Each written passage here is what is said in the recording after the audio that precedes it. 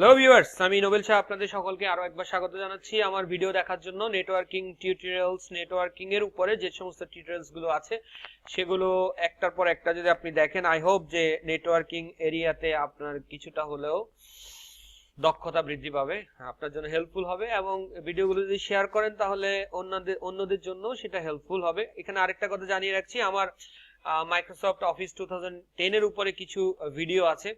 আপনারা যারা এই ভিডিওটি দেখছেন তারা আপনাদের পরিচিত যারা একেবারেই বিগিনার্স, কম্পিউটার অপারেট করতে একেবারেই জানে না, তাদের জন্য ওই ভিডিওগুলো খুব হেল্পফুল হবে এবং তারা মোটামুটি খুব ভালোভাবে অফিস প্রোগ্রামের উপরে একটা ভালো ট্রেনিং অনলাইনের মাধ্যমেই পেয়ে যাবে।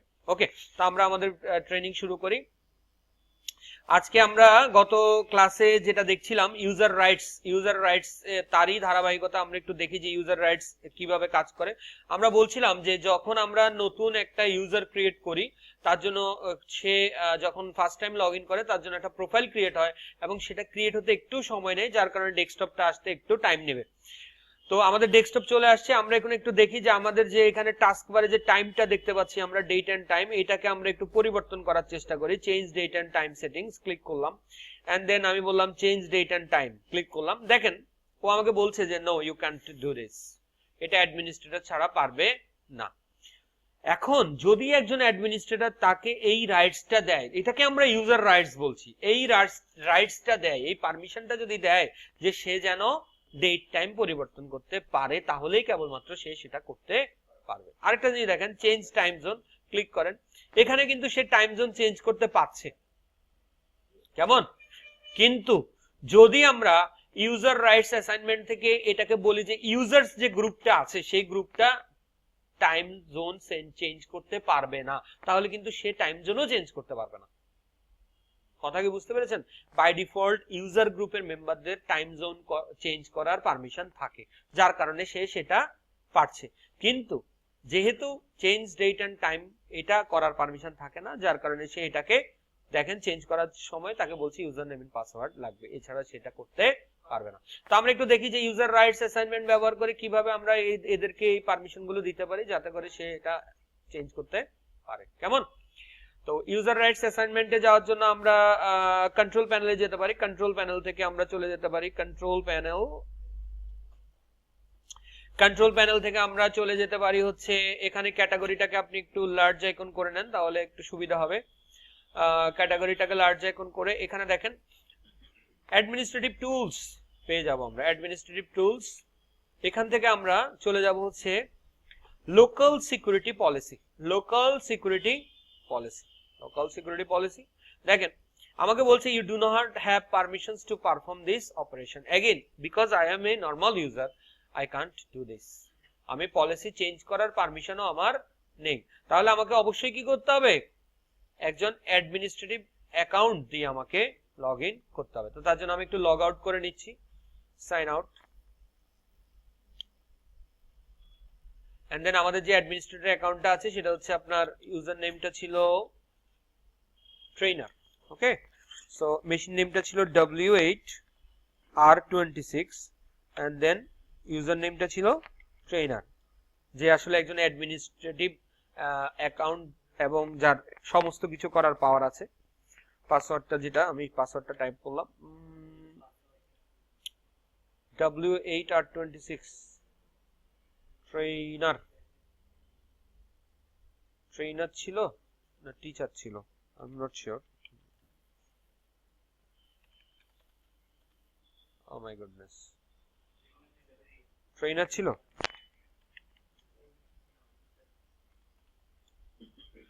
ওকে,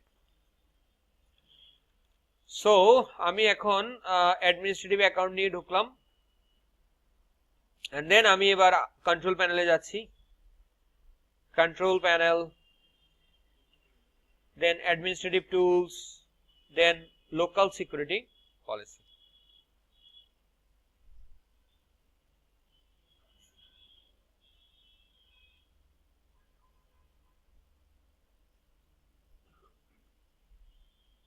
Okay, so এই হচ্ছে আমাদের লোকাল সিকিউরিটি পলিসি। তো আমরা এখানে একটু বাম দিকে যদি খেয়াল করেন দেখবেন এখানে একটা অপশন আছে, সেকেন্ড অপশনটা, যেটা হচ্ছে লোকাল পলিসি।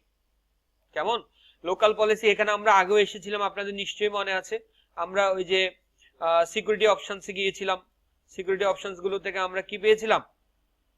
বিভিন্ন ধরনের সিকিউরিটি অপশনস এখানে আছে যেগুলো আমরা অ্যাসাইন করতে পারি ইউজারদের জন্য। অথবা এখানে অডিট পলিসি ছিল, কেমন? কিংবা এখানে ইউজার রাইটস অ্যাসাইনমেন্ট, আমরা যেটা নিয়ে এখন কাজ করতে যাচ্ছি, ইউজার রাইটস অ্যাসাইনমেন্ট। এখন দেখেন ইউজার রাইটস অ্যাসাইনমেন্টে ডান দিকে কিছু অপশন আছে। এর মধ্যে আমি বললাম যে সে change the system time, change the system time, এটাকে ডাবল ক্লিক করলাম। ডাবল ক্লিক করে বললাম যে কে এটাকে চেঞ্জ করতে পারবে, সেই ইউজারটাকে আমরা অ্যাড করে দিচ্ছি। দেখেন এখানে অ্যাড ইউজার অর গ্রুপ বলে একটা অপশন আছে, ক্লিক করলাম। এন্ড দেন অ্যাডভান্সড ক্লিক করলাম, ফাইন্ড নাও, কাকে দিব? স্যামকে। সো স্যামকে আমরা সিলেক্ট করলাম, স্যামকে সিলেক্ট করে নিয়ে আসলাম। ওকে, তাহলে আমরা বললাম যে স্যাম যেন চেঞ্জ টাইম সেটিংস এটা যেন করতে পারে সে, কেমন? আচ্ছা, এখানে যখন এসেছি আমি আরেকটা জিনিস একটু দেখি, সেটা হচ্ছে চেঞ্জ দ্য টাইম জোন। কেমন? চেঞ্জ দ্য টাইম জোন, এখানে এই যে ইউজার্স গ্রুপটা আছে এটাকে আমরা রিমুভ করে দিই। স্যাম তো ইউজার্স গ্রুপের মেম্বার ছিল, সে টাইম জোন চেঞ্জ করতে পারছিল, তাহলে আমরা যদি এখন রিমুভ করে দিই ইউজার্স গ্রুপটাকে, তাহলে আর সে টাইম জোন চেঞ্জ করতে পারবে না। রিমুভ করে দিলাম, অ্যাপ্লাই। ওকে, ঠিক আছে, কি বোঝা গেল? ওকে, দেখেন যেহেতু এইখানে এসেছি আমরা এই কাজগুলো করলাম। এছাড়া আপনি চাইলে আরো কিছু কাজ এখান থেকে আমরা করতে পারি গ্রুপ পলিসি থেকে। যেমন আমি যাচ্ছি গ্রুপ পলিসি, গ্রুপ পলিসি যাওয়ার জন্য আমাদের কমান্ডটা কি? GP edit dot MSC. Okay, আচ্ছা, গ্রুপ পলিসিতে দেখবেন এখানে একটা অপশন আছে, সেটা হচ্ছে ইউজার কনফিগারেশন, কম্পিউটার কনফিগারেশন এবং ইউজার কনফিগারেশন। এখানে আমরা আসলাম, সে ধরেন অ্যাডমিনিস্ট্রেটিভ টুলসে আসলাম, কেমন? এন্ড দেন এখানে সে control panel, desktop,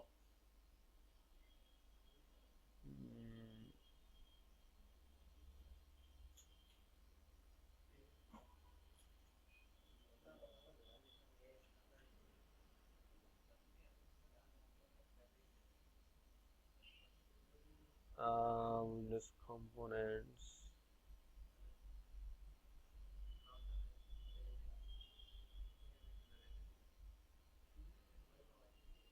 control panel.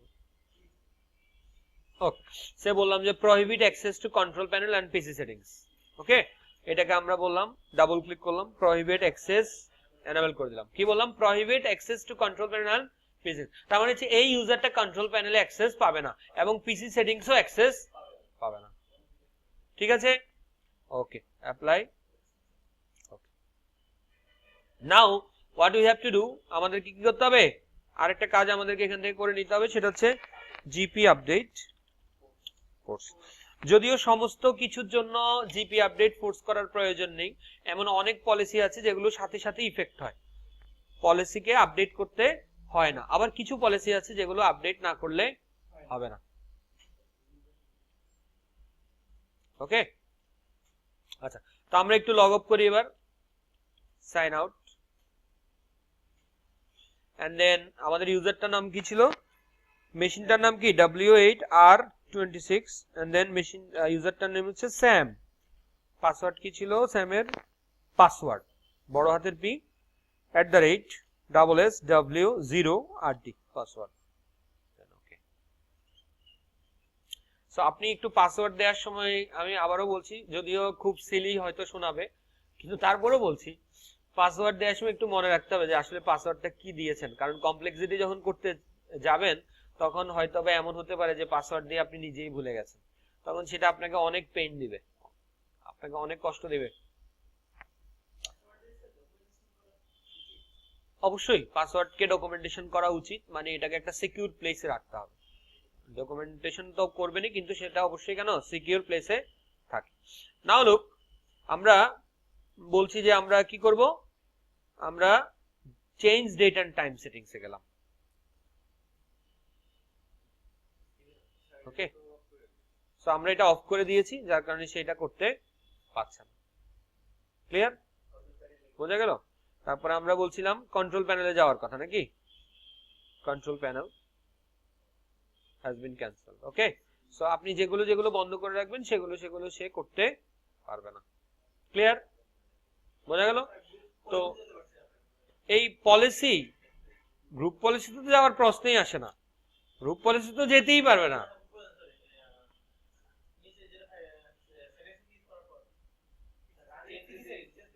হ্যাঁ, ওটা তো আমরা অফ করে দিলাম না, চেঞ্জ নাই তো। ওকে, আচ্ছা,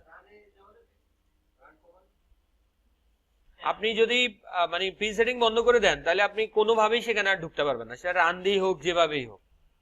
কন্ট্রোল প্যানেল যদি আপনি বন্ধ করে দেন সেটা যেভাবেই হোক আপনি আর সেখানে ঢুকতে পারবেন না। Okay, so policy it's a huge thing. আপনার প্রায় ধরেন 3500-এর মতো পলিসি আছে। তো এই পলিসিগুলো যদি ভালোভাবে আয়ত্ত করতে পারেন তাহলে আপনি ইউজারদেরকে অনেক অনেক ভাবে গ্র্যানুলার ভাবে আপনি ওদেরকে রেস্ট্রিক্ট করতে পারবেন। যেমন এখানে রাইট ক্লিক করলে আমরা টাস্ক বারে কি পাচ্ছি, টাস্ক ম্যানেজার। আপনি চাইলে টাস্ক ম্যানেজার হাইড করে দিতে পারেন, ও টাস্ক ম্যানেজারে ঢুকতে পারবে না, কন্ট্রোলটা ডেল অপশনটাই আসবে না, এরকম অনেক কিছু চাইলে করা যায়। ঠিক আছে, আমি লগ আউট করছি once again, sign out, and then আমি আদার ইউজারে গিয়ে আমাদের যে অরিজিনাল ইউজারটা ছিল W8 R26 এর এগেইনস্টে ট্রেনার,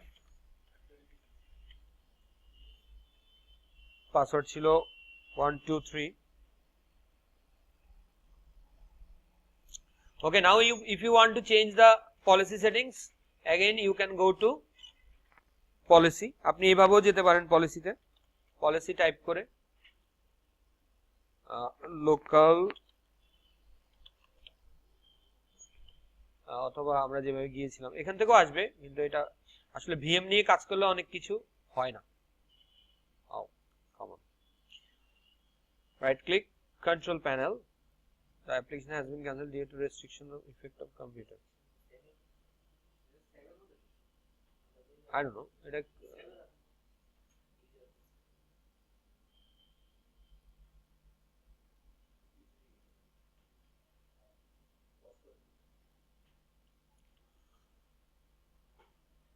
আমরা আবার পলিসিগুলোকে আমাদের আগের মতো করে সেট করে নিতে চাই। আপনি যাবেন একইভাবে লোকাল সিকিউরিটি পলিসিকে ওপেন করবেন, local policy, then user rights assignment, then আপনি এখান থেকে যা যা করতে চান, সে অ্যালাউ ল চেঞ্জ দ্য সিস্টেম টাইম।